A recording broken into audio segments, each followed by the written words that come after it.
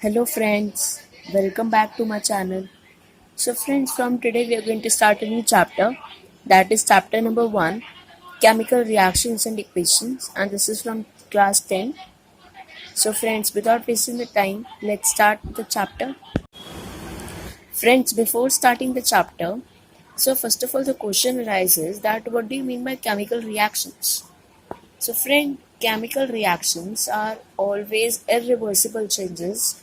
That is, the reaction cannot be reversed by reversing the conditions. ठीक है? And always a new product is formed and the chemical properties of a substance get totally changed. For example, rusting of iron and burning of paper.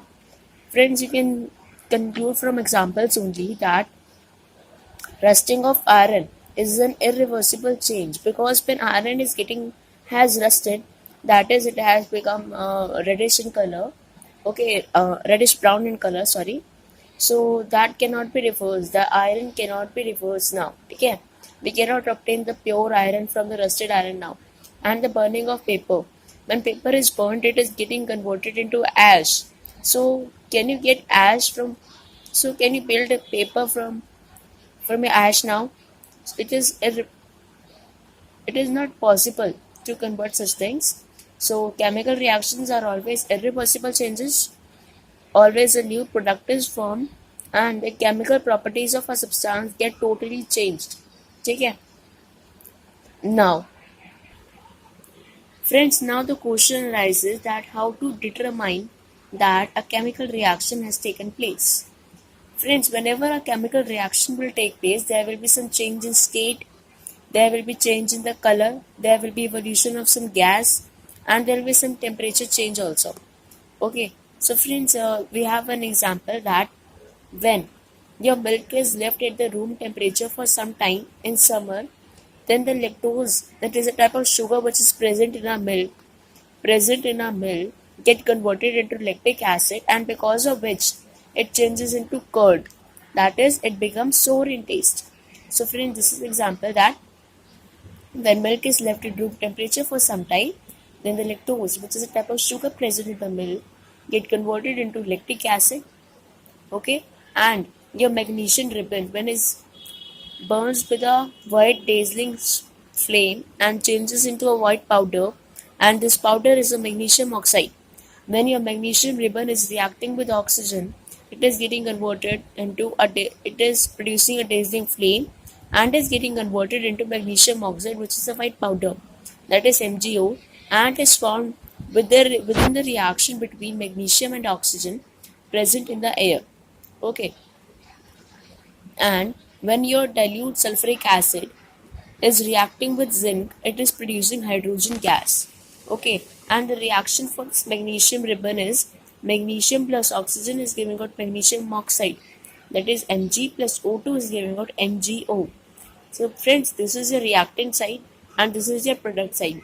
When these things are reacting with each other, they are giving you this product. So these are reactant side and these are your product side, right? So this was all about this. Now let's move ahead with the chapter. Friends, we have two type of equations. Okay, one is your balance equation in which the product side and the reactant side both the mass are equal, and your another is unbalanced equation in which the reactant side is not equal to product side. That is, mass of reactants is unequal to the mass of products. So friends, in equation, if equation is unbalanced because the mass is not same on both the sides of the equation, then such chemical equation is called a skeletal chemical equation. Okay, so your unbalanced equation can be given another name, that is skeletal chemical equation. Friends, the method of balancing a chemical equation is called as the hit and trial method, as we make trials to balance the equations. Friends, you may be wondering that why is known as hit and trial method, because we are making trials, we are trying to balance the chemical equations. So these are known as hit and trial methods. Now friends, the question arises that why do we need to balance the chemical equations? So the answer is, in order to obey the law of conservation of mass, we need to balance the chemical equations, which states that mass can neither be created nor be destroyed in a chemical reaction, or total mass of reactants is equal to total mass of products. Friends, if our equation is unbalanced, that is the mass on both the sides is not equal, so that is total mass of reactants is not equal to total mass of products. But in order to obey the law of conservation of mass, we need to balance it so that the total mass of reactant side is always equal to total mass of product side. Okay? Now, the chemical reaction include the breaking or making of bonds between the atoms to give new substances.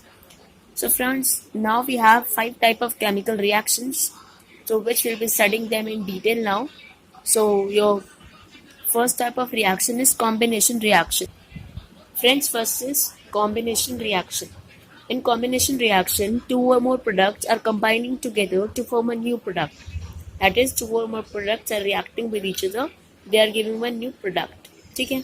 So combination reactions can be defined as when two or more reactants are combining with each other and they are producing a new product.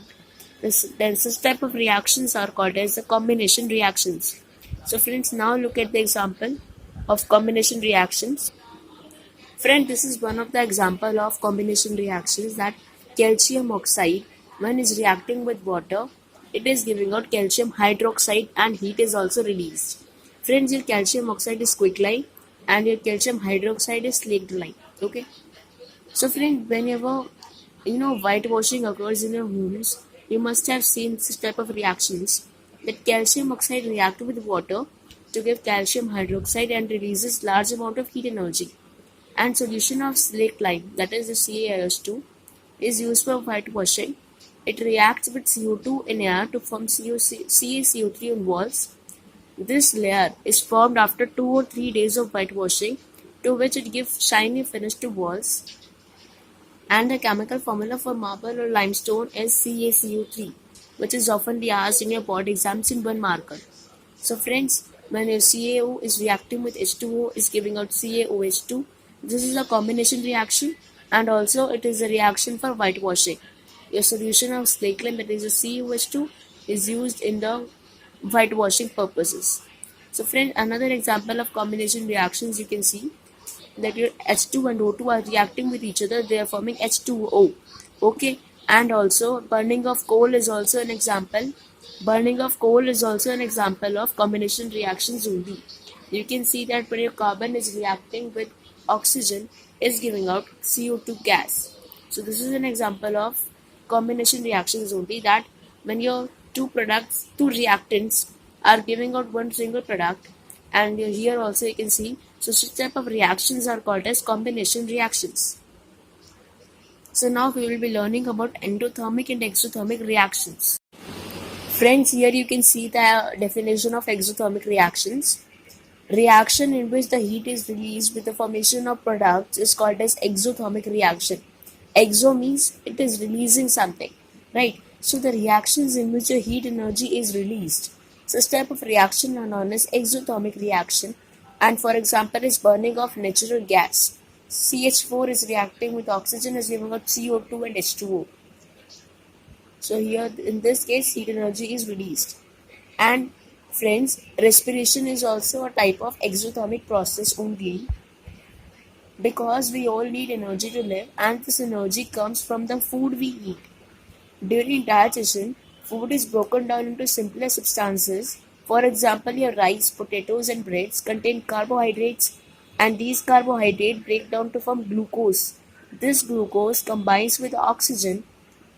So this oxygen is combining with the cells in our body and provides energy. So the reaction for respiration is C6H12O6 is reacting with oxygen. The C6H12O6 is glucose. When it is reacting with oxygen, it is forming CO2, H2O and energy is released. Friend, this energy is released, and because of this energy we are able to perform our life processes. Okay? So friend, for this lecture, this was all about today, in which we have discussed the introduction of the chapter and we have started with the type of reactions, and we have almost covered combination reactions. So friends, in my next video we will be completing with the chapter in which we shall be discussing about decomposition reactions, redox reactions, displacement and double displacement reactions, and also some another phenomenon, rancidity and all. So friends, for this lecture, that's it for today. I'll meet you in the next video. So till then, goodbye, take care, stay home, stay safe. And friends, please don't forget to like the video and please subscribe our channel. So that's it for today. Hope you enjoyed the video today. So goodbye, stay home, stay safe.